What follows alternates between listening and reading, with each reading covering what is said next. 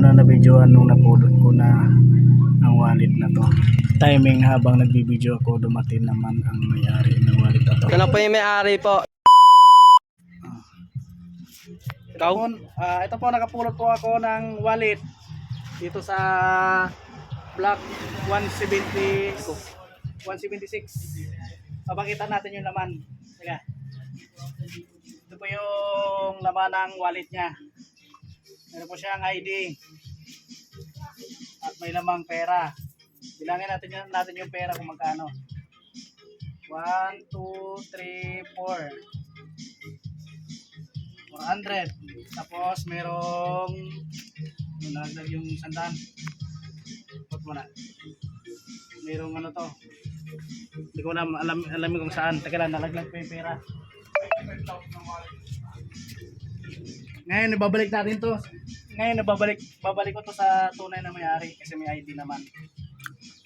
Yung problema, walang black. Ito may mga barya pang kasama.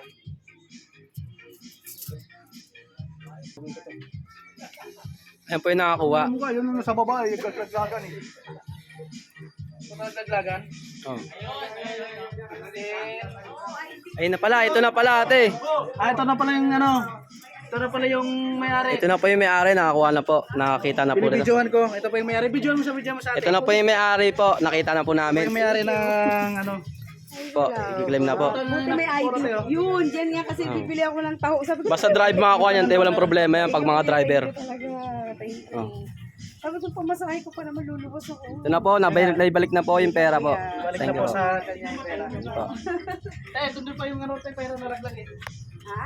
Nalaglag pa yung pera. Dito. Ano laglag? Salamat kuya ha. Sabi ko, bumalik ako sa pinagbili. Kasi vlogger yun eh. Ay, thank you kuya. Ayan, balik natin. Okay po, naibalik na po yung pera po. 430 yung pera niya. Opo. Salamat talaga. Sige. Salamat. Buti na lang kayo nakapulo.